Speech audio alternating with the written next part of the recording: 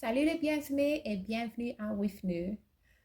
Nous sommes une communauté qui lit la Bible ensemble pour connaître les promesses qu'on a en Jésus-Christ et avec l'aide de le Saint-Esprit pour mettre tout en pratique et vivre la vie glorieuse que Jésus-Christ, notre Seigneur, Sauveur et Espérance, nous a donnée.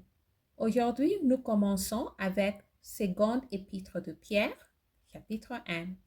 Adresse et salutations.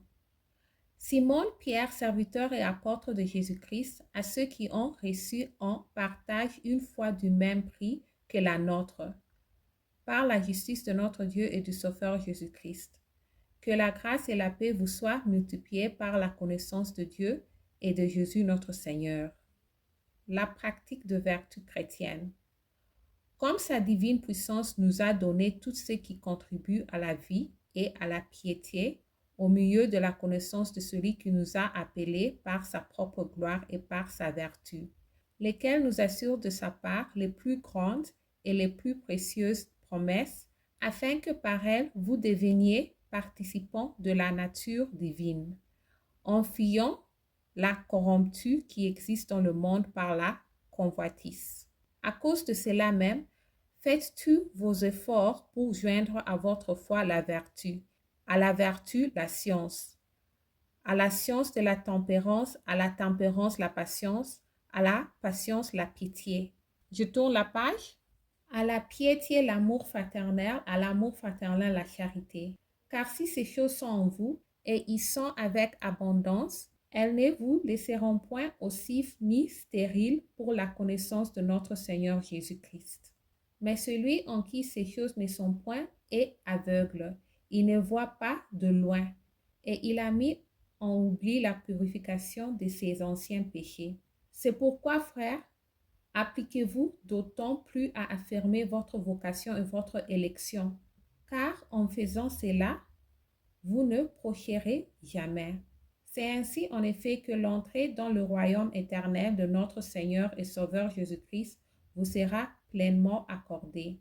Voilà pourquoi je prendrai soin de vous rappeler ces choses, bien que vous les sachiez et que vous soyez affermis dans la vérité présente. Et je regarde comme un devoir, aussi longtemps que je suis dans cette tente, de vous tenir en éveil par des avertissements, car je sais que je la quitterai subitement, ainsi que notre Seigneur Jésus-Christ me l'a fait connaître.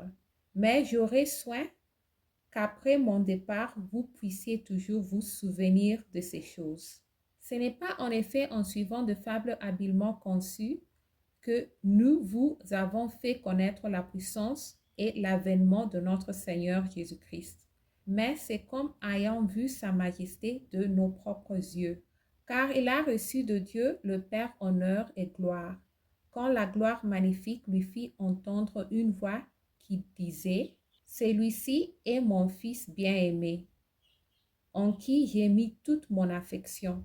Et nous avons entendu cette voix venant du ciel lorsque nous étions avec lui sur la sainte montagne.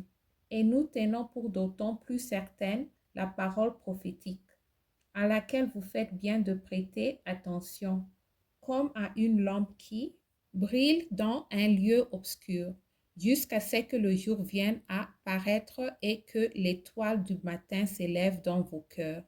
Sachant tout d'abord vous-même qu'aucune prophétie de l'Écriture ne peut être un objet d'interprétation particulière, car ce n'est pas par une volonté d'homme qu'une prophétie a jamais été apportée, mais c'est poussé par le Saint-Esprit que des hommes ont parlé de la part de Dieu.